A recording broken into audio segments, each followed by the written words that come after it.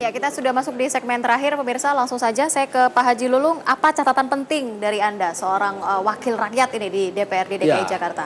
Tadi saya katakan harus terintegrasi. Ya. Semua, baik itu daerah sanggahan maupun terintegrasi SKPD, Satuan Perangkat Kerja Daerah itu harus terintegrasi tadi, harus sama satu lain saling sokong. Ada yang paling penting.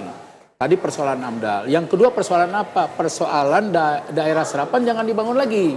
Daerah serapan itu di mana aja kira-kira? Kelapa Gading itu yang paling banyak, yang paling luas ya. Kelapa Gading terus mana ya? Kemarinnya tuh apa namanya Kelapa Gading ya? Pokoknya Kelapa Gading. Sekarang Kelapa Gading itu Utara lah ya, wilayah Kelapa Jakarta Gading Utara. itu masih banyak. Masih banyak daerah serapan air. Itu konsisten jangan dibangun. Pengawasan itu yang lebih penting. Artinya P2B juga jangan main tanda tangan. mata lagi. Rencana detail tata ruang itu sudah kami sepakati pada tahun 2012. Nah, itu harus dijalankan. Artinya pengawasan juga tetap harus ada di DPRD DKI Jakarta. Kita titipkan pada Pak Haji Lulung ya, kalau begitu ya pengawasannya. Saya ke Pak Marco, kalau dari Anda, ini kalau untuk kita bisa menghindari Jakarta yang memang terhindar dari lautan air gitu ya. Apa yang mungkin yang bisa dilakukan selain mungkin dari pembangunan infrastruktur yang harus dikurangi dan juga serapan yang harus dikurangi begitu ya pembangunannya. Apalagi sebenarnya yang bisa kita lakukan? Satu, tata ruang itu penting. Integrasi bukan hanya di Jakarta tapi dengan Jabodetabek. Karena kalau kita bicara air, hulu hilir tidak bisa dipisahkan. Jadi kerjasama dengan itu baik sekali. Kedua, sebetulnya bukan soal mengurangi infrastruktur, tapi memilih infrastruktur yang tepat. Memilih? Ya. Jadi misalnya karena itu kami termasuk yang menolak soal pembetonan sungai. Karena kalau dibeton malah dia nggak bisa menyerapkan air ke samping kan. Dan tidak bisa diseragamkan begitu. Pada titik-titik tertentu sebaiknya kita memberi ruang kepada air. Jadi pemilihan bentuk infrastrukturnya.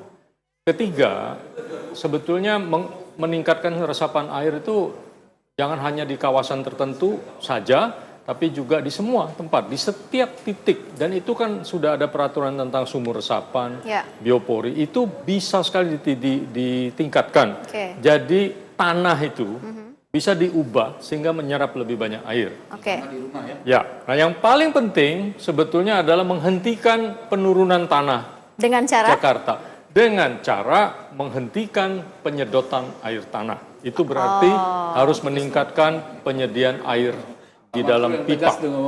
Ini tidak mudah, tapi ini harus, dan ini bukan tidak pernah di negeri lain. Banyak negeri lain pernah mengalami itu dan berhasil di stop. Catatan paling penting. Pekerjaan besar yang harus dilakukan dan sampai sekarang kok belum ada inisiatifnya. Baik, kalau begitu.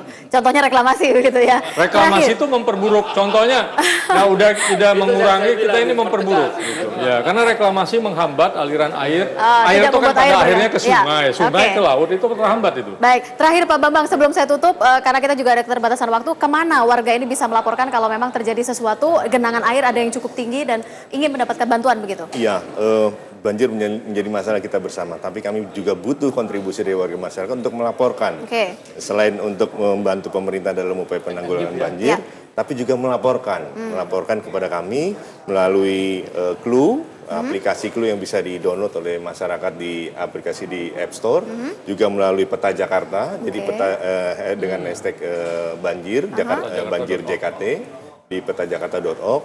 Dengan begitu kita bisa tahu di mana ada banjir dan kita bisa segera melakukan penanganan, bisa menunjukkan tim pengendali banjir di sana untuk bisa segera mengatasi banjir di situ.